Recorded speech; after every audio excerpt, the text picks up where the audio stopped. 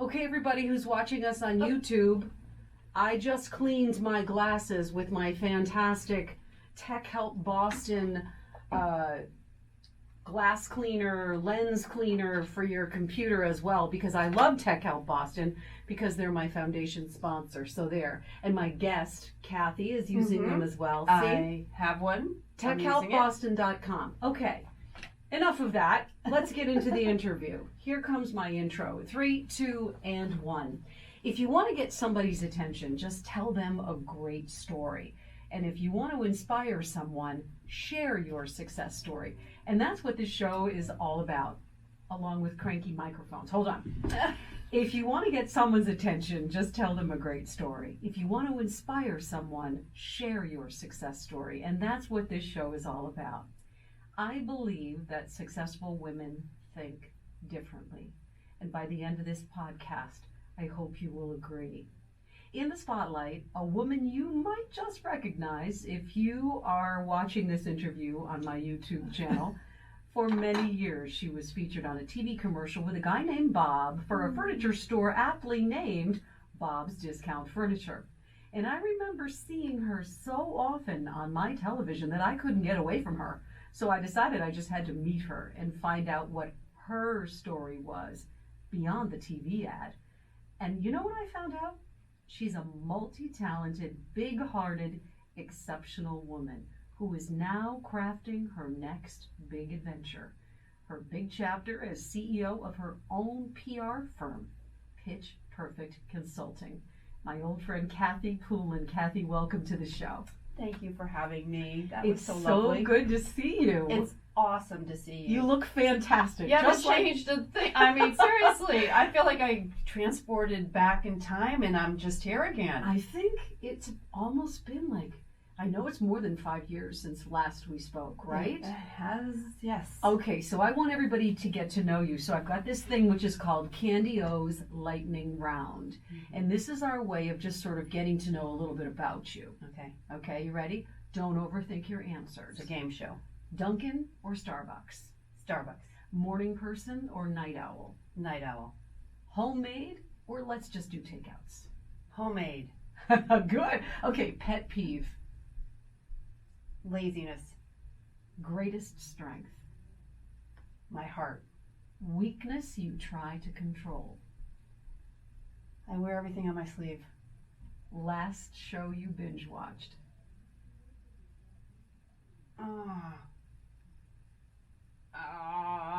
SpongeBob? Wait, there's got to be a story in that. Do you have little ones at home I now? I do. How old are your kids now? Well, now they're 14 and 11. So I know. And so you actually still binge watch SpongeBob? We all do. It's a crazy thing in my house. I know. I still have cable so I can get SpongeBob. That's the only reason why I paid for it. It's crazy. First I'm of admitting it. Once again, it's really wonderful to see you. You look fantastic. Oh, same. And you've got this new incredible company called Pitch Perfect. How did you come up with that name, for starters? Well, I happen to love the movie series, and I didn't know I was going to even have my own company. This is the craziest thing. I feel like I go from one chapter to another, and for whatever it's worth, I know you mentioned Bob's. People did think that that's what I did all day. Jump on furniture with Bob and have a hootin' time, which I did. But I also actually did something else in the company called Outreach, and I created it from scratch. And Outreach was the philanthropic handle to the foundation, which literally was what Bob is all about. Because Bob is that big guy who's getting bigger all the time. He's that big company, but he's the soft-hearted giver. And so how could we give on a multitude of levels? So I created all these programs that really were cause marketing within the company, finding those nonprofits that needed us, not just monetarily, but for what we had, furniture. I mean, I can't tell you how many shelters, they need beds, they need mattresses, they need furniture. So when I stepped away from Bob and I happened to he's like my brother, I was like, what am I gonna do? And I'm like, you know what? I know it's coming and it has to be giving. And so ironically, one of the nonprofits that I had worked with literally within days after I was like, well, I'm on to my next thing, they contacted me. It's called Read to a Child. They literally are literally down the street in Wellesley, Mass. Here. They are one of the most amazing nonprofits. They're in 5 markets. They're national, but only 5 markets. Boston is one of them.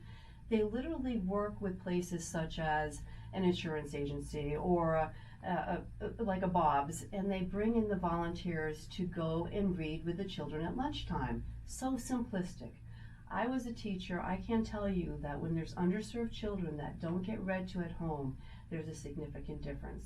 So it's finding those children and then partnering them up for the year to be their special buddy. Can I tell you, it's not only beneficial for the child, it's beneficial for the mentor, because I was one of those too. So here I get approached, and I'm sitting with this woman who I've known for a while, and she's like, can you help us with this? Can you help us with that? What are you doing? And I'm like, you guys need a national campaign. You need to become visible. People need to know about you. So the next thing I know, I created National Read to a Child Day. It's going to be October 8th. Everybody put your phones down, books up, hook up with a child. I have Scholastic, who has just decided to come and be one of the wonderful partners. I mean, Scholastic is obviously a huge fit and a home run. But so this National Read to a Child Day is gaining momentum. We're looking for sponsors. I'm going to put that out there. But Read to a Child is one of those places that makes my heart sing because I know what they're doing. And not only professionally, but personally. And so here I am in the middle of this. I'm like, oh, okay, I'll start consulting. I'm like, oh, maybe I need to get a job, like a company formed. So I'm trying to get this website thing going and, a card made, and Pitch Perfect Consulting evolved. And it is actually, it's a blessing because the minute I got my website up, I was already getting all of these other connections that were happening because I know not only what it's like to be on the corporate side, but on the side of being a nonprofit. I do a lot of nonprofit work on my own with many organizations, sit on many boards, so I know the benefits of both. And I'm very blessed to say I now can use my creative vision and make these things happen for these companies. I also work with an underserved children's camp in Connecticut. It's Channel 3 Kids Camp, underserved children, kids that will never have the experience to go to camp. Places like that. I also just got asked to be a marketing officer for a new teeth aligning company called Aeroline, and that's Aero, L-I-G-N.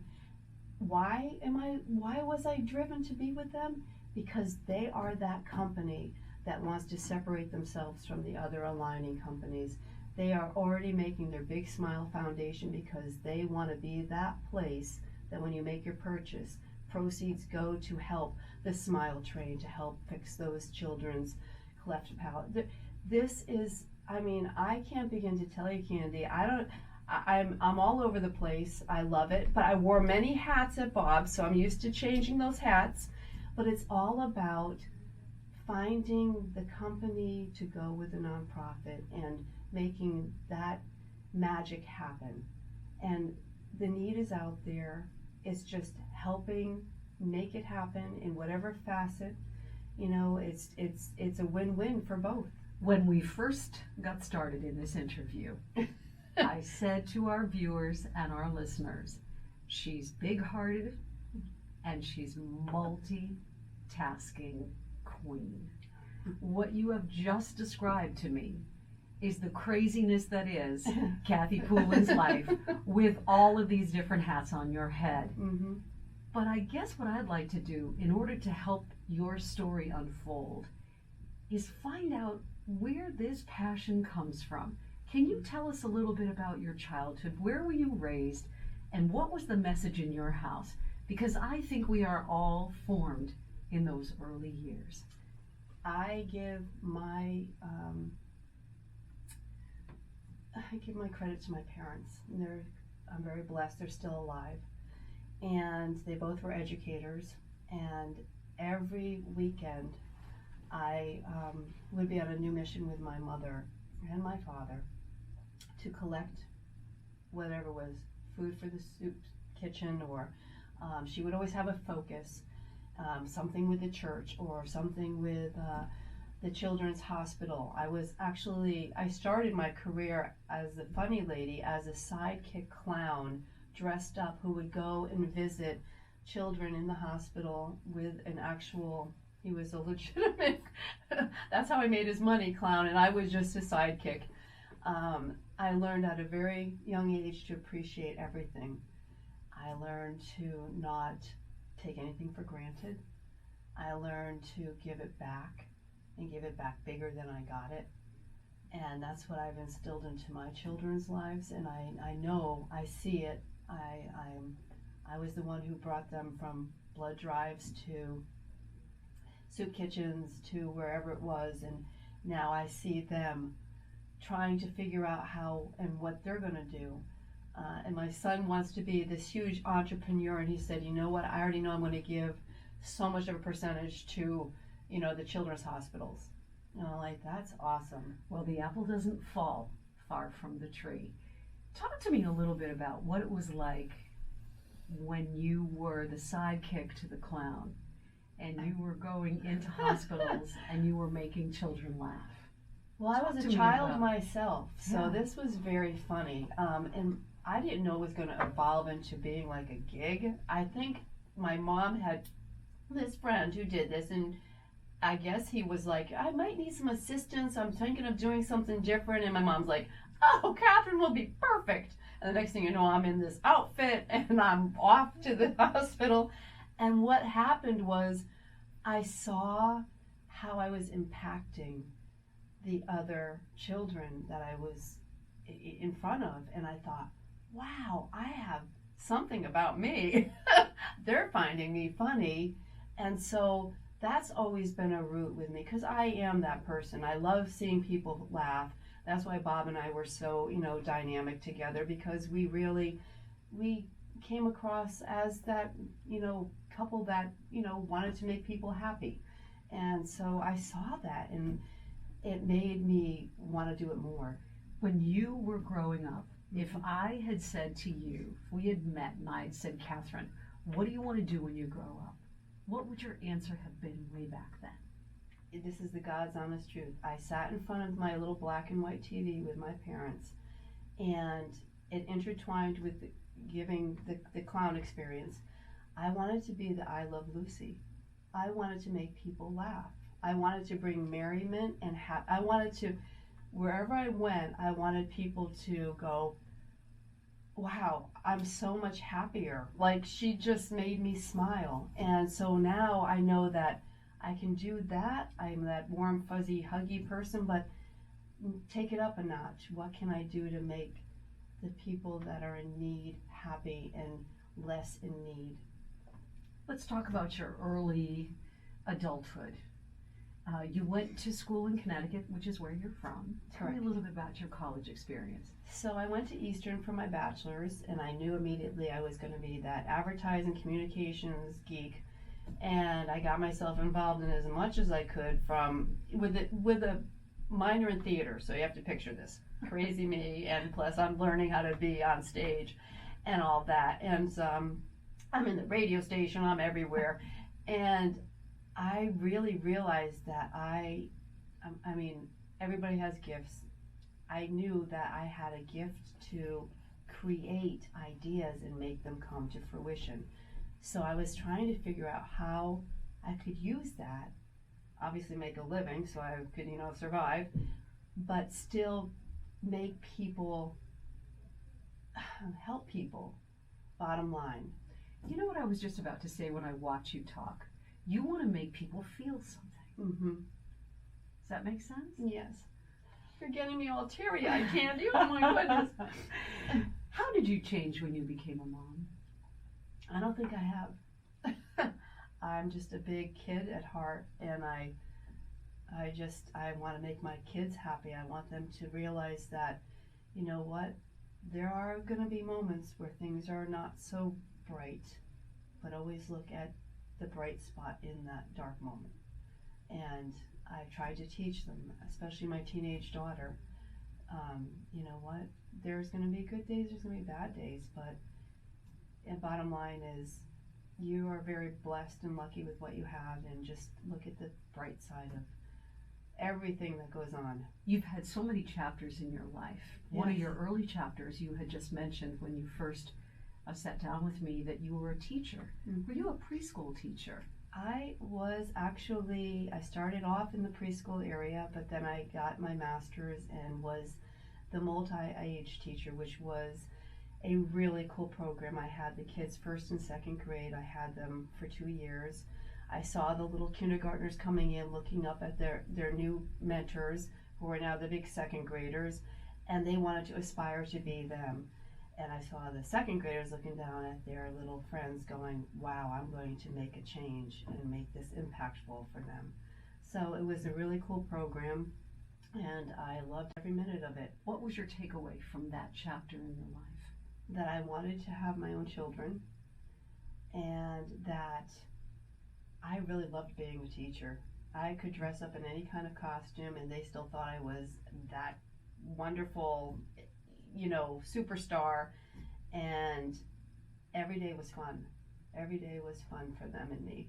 Tell me how you met Bob of Bob's Discount Furniture. That's so fun. And there's an interesting story because, truth be told, I grew up in the little town of Newington, Connecticut, which is also where Bob is from. And so I know you were involved in the very beginning of his business as it was starting to grow. Can you tell us that story? Absolutely. So I met Bob in the 90s. I had a little show. It was called Cruising Connecticut. It was a soft sell advertising show. So I would visit different places. You could have 30 seconds to 5 minutes. And the consumer who was watching was being soft sold. So it was soft sell advertising. So Bob always bought 5 minutes. I don't know if we sold anything, but we became instant friends. And they were the I Love Lucy vignettes. So, for example, putting a spaghetti strainer on his head, on a bicycle, and we're traveling back in time to when the first recliner was made. I mean, seriously, if you got your hands on these videos, you probably would be like, what was she doing? But we had so much fun, and it became a success. The whole concept, the whole show. I took the show statewide. He stayed on, obviously. I started my own company, New England Broadcasting Network, and it was on the air successfully for a few years. And then I realized I was completely burnt out. And I gave it all up and went back, started from scratch, and became a school teacher. And so Bob became my friend. So my first year teaching, this is a true story. I'm out on my deck with my Harlequin romance and my lemonade, and he calls me up and he's like, Cathy, he's like, what are you doing? I'm like, This is exactly how he talks. oh yeah, exactly. And I do a pretty good impersonation. Yeah, you do. And he's fine with it. He's like, what are you up to? And I'm like, I'm teaching, but this is my summer, my first summer day off. And he's like, well, they told me I need a sidekick and I can only think of you. And I'm like, oh, gee, Bob, that's so sweet, but I'm teaching. Next thing you know, after school, I'm up there shooting because I love the guy so much. And then the next thing he's like, what is it going to take to get you to come full time? I'm like, nothing. And then sure enough, things happened in the district. The multi-age program was diminishing. You can do first or second. I said, you know what? This is a sign. And I always take my signs very I was heavily. just going to say that. Do you believe in signs? I do. And how do you watch for the signposts in the road? Yeah, so I'm really good at giving other people signposts. I've learned to, if it's here in my heart and I feel just like there is a reason why I am feeling not so content where I'm at, there's a reason. And this is what I've always told my kids. If work becomes a job, then it's time to really think about it. Because work should be fun and it should be a passion, and especially when you're a teacher and you're in these certain positions in your outreach, you cannot not be thinking it's work. How many years did you work with Bob for Bob's Discount Furniture? 18 plus. Over the course of those 18 years, your job started out as A and it ended up as what? It ended up as I came in when I decided to make that change, and I said, you know what, I want to create outreach department for you guys It didn't exist. I started it from scratch. So I was doing ads, and then I went right into creating the outreach department and having literally ambassadors across the nation, because I took the programs to the West Coast successfully through this outreach program, and it still lives on. It's beautiful. It's a beautiful company, and that's where I knew this is what is me, creating and helping the nonprofits, because that's all I did underneath that outreach umbrella. I helped thousands. This company started out as a one-stop shop, right? A Mhm. furniture store in Newington, Connecticut. How many stores does Bob have now? I know that when I left, it was over 100, and I'm assuming it's definitely increased in size. And it's from the East Coast all the way across the country, correct? All the way across the country. Here you are now working with your own company, Pitch Perfect Consulting. And to me, it feels as if I need to ask you all about entrepreneurship. Mm-hmm. What is the key to being a successful entrepreneur, Cathy Poulin? I think being a multitasker, and it's so funny because when Bob heard I was becoming an entrepreneur, he was like, bingo. He's like, you were it before, but now you're like on your own, and this is you. And I feel like so inspired, and I feel like my creativity is coming out of my ears. I feel like I'm back to being that person, and I'm like just so excited for every endeavor and everything that I'm intertwined in. And it is so funny because I know I just met some beautiful, interviewee that you just had before You're myself. talking about Liz Powers. Liz Powers. Right, artlifting.com. Like we're meeting, it's all about connections and the serendipity of it. And believe it or not, it's like one thing can, lead to the next thing. And that's what I feel like I am also, that's part of my MO. I was about to ask you about relationships, and Right. I do believe that relationships are everything. It doesn't matter what business you're in. Do you believe that's true, and how have connections helped you? It's absolutely hands down true. I wouldn't be sitting in front of you if I didn't have those beautiful moments. Even when I started as an intern, like pulling cables at the TV station down the street, I met the right people. And you know what? I always tell my kids this. Always realize how you treat everybody, because you never know when they're going to come back into your life. Like Bob. He could have thought of somebody else, but he thought of me because I respected him, I trusted him, and he saw that in me. And so you don't take any relationship lightly. Never. You had mentioned read to a child, Yes. and I know that cause-related marketing is really your passion. Mhm. Can you tell us a little bit about some of the other clients you're working with and how people can connect with you? Sure, and thank you. So, Read to a Child is one of my favorites, and this reading event Hold on is... one split second. Your phone's going off. Oh, no. No, I turned it. Ah, so That's sorry. okay. We're just going to go back to that one question. And you know what? It is off. It's just vibrating loud. That's okay. No problem. So we're going to just back up to that question. You had mentioned one of your clients, read to a child, and I'm wondering if you can share with our listeners and viewers just a little bit about some of your other clients and what you're learning along the way. Sure. So it's so funny. Read to a Child is one of them. I am so excited not only for this National Read to a Child Day, but if I can help get them into different markets. Like I know Rhode Island, for example, is waiting for the funding to become available so they can get their programs up and going in the schools there. Do you know how empowering that feels to know that you're a part of that? Because these nonprofits, and there's many, from small to large, that just need to have the right interaction and the right connection. So yes, Read to a Child, the kids camp that I'm working with. I actually had the blessing of working with CVS and doing a grand opening, but infiltrating outreach because that's what they wanted to do. They wanted to become that community-minded, pharmacy down the street instead of just being the pharmacy down the street. I am working with a restaurant chain in Connecticut where the family is so giving. I'm like, you guys need to get this story out. I mean, not only is your food great, but are you kidding me? Gelston House. I mean, there's so many of them.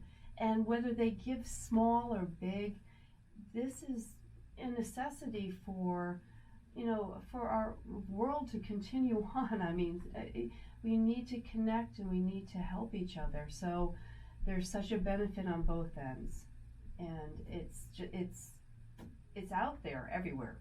Do you believe that when you start a company, some form of your success story should be around philanthropy? Do you think that should be part of your company mission? Absolutely, and I'm already trying to figure out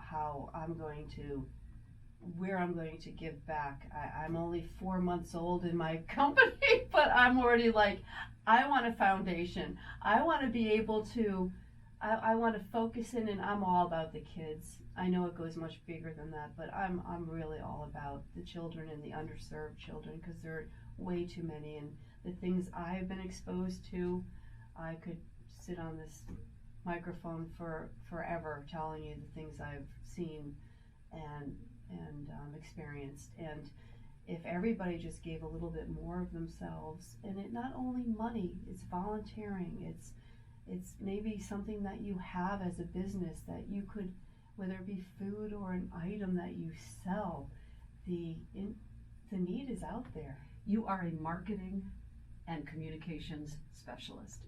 In your opinion, what makes for a great commercial or a campaign? I always go for the heart. There's always a story. It's great to show your product. It's great to talk about your product. But I'll tell you, when I think of my favorite commercials, they're the ones where maybe a Bob or the CEO of Aeroline talks about, you know what, I took on making this new company, but I know this Big Smile Foundation is so equally important to me. It is so, and as a consumer also, because I am a consumer, that's the place I want to go to. So those are the stories that I want to hear about. That's great, that they have that product, but what are they doing to help others? What has been the biggest lesson for you in a career that has had so many chapters? I just know that I am very blessed, and I am here for a reason, and every chapter is important, and this chapter won't be my last, but it's very important for me to help as many as I can, and I know that there's many more to help out there, and I'm looking forward to every one of those endeavors. What is your website so people can get in touch with you? Sure, it's pitchperfectconsult.com. At the end of the day, you are putting your head down on the pillow. By the way, what time does that happen? That's a good question. My kids don't even want to answer that. I don't have it. That's one thing I'm working on. I'm trying to get a little me time, but it's so hard because I get so excited and with all these different hats.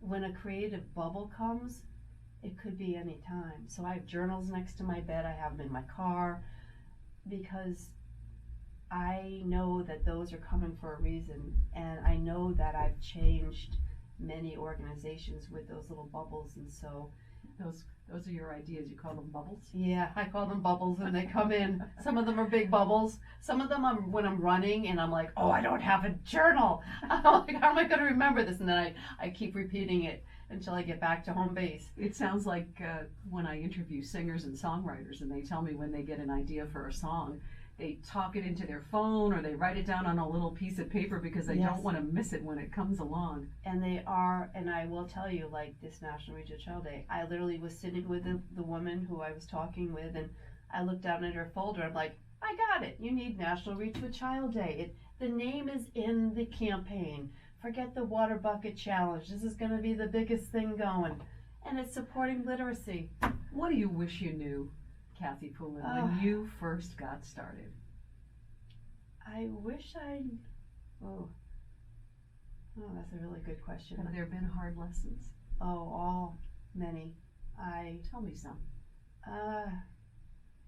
Well, to be honest with you, when I had the show, Cruise in Connecticut, this was one of my biggest ones, and I took the show statewide, there was a con man that actually was involved in that change. He acted as a potential businessman, and so I left my place where I had the show, which was Cox Cable, and his lawyers, who he also conned, fought Cox Cable because the show wasn't copywritten.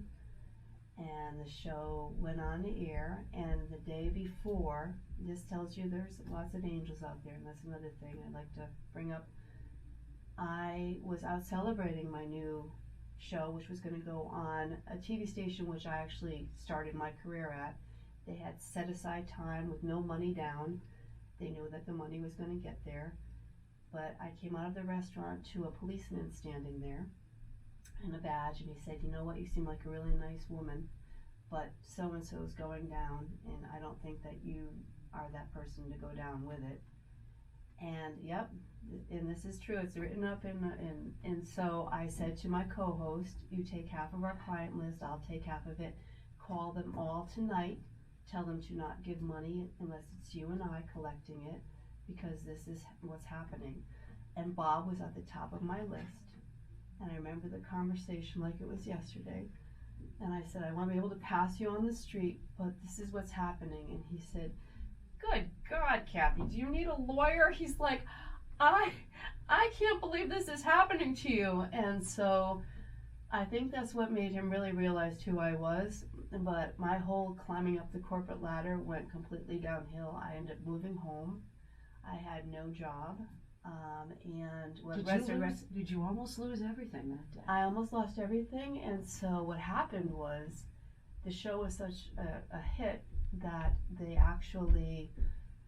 Hartford Advocate found John and I and said, "We need to do a piece on where you are at and what happened." And what resurrected were financial people that had money and wanted the show to exist. So New England Broadcasting Network was formed, and the show went on the air.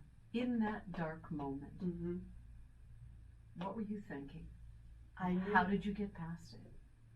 I knew that it was happening for a reason. I couldn't believe it was happening because I didn't want to fail all these people that believed in me.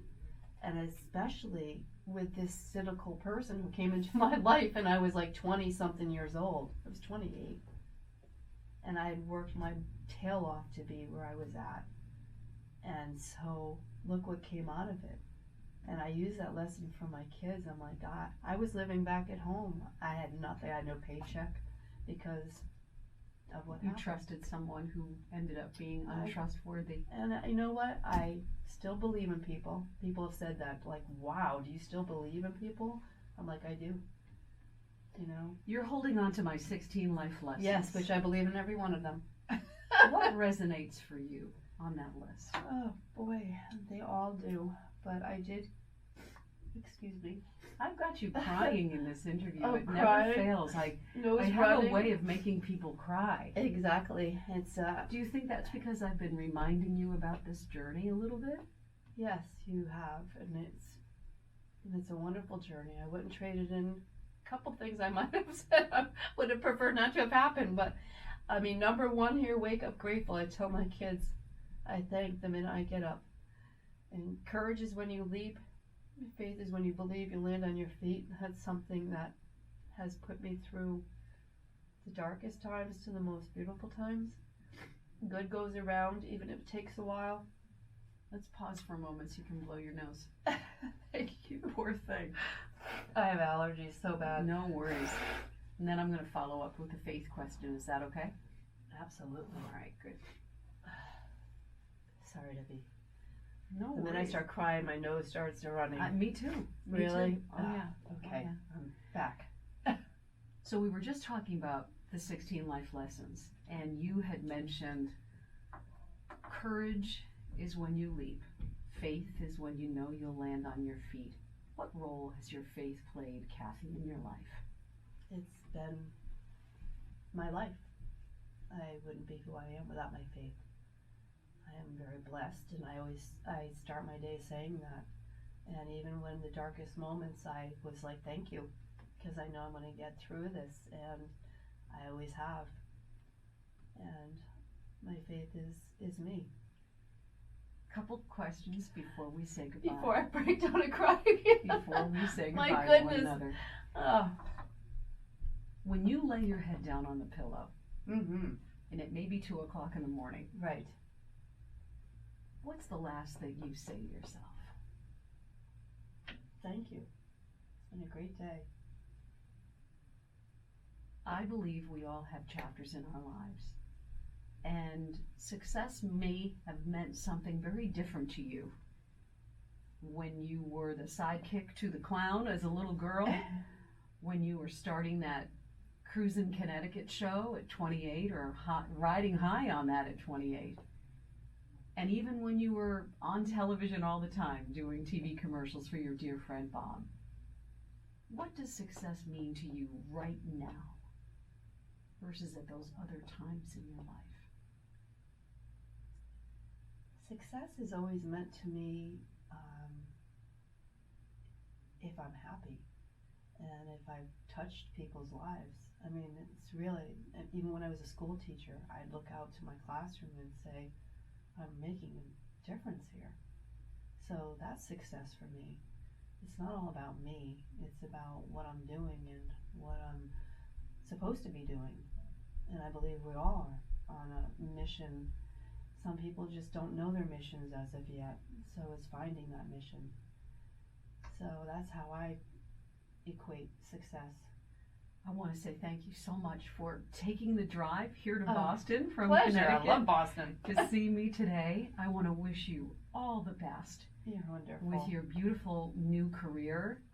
It's just the reinvention once again Exactly. of Cathy Poulin. Mm-hmm. Thank you for telling us your story today. Thank you for having me. You're a wonderful lady. My goodness. And a friend.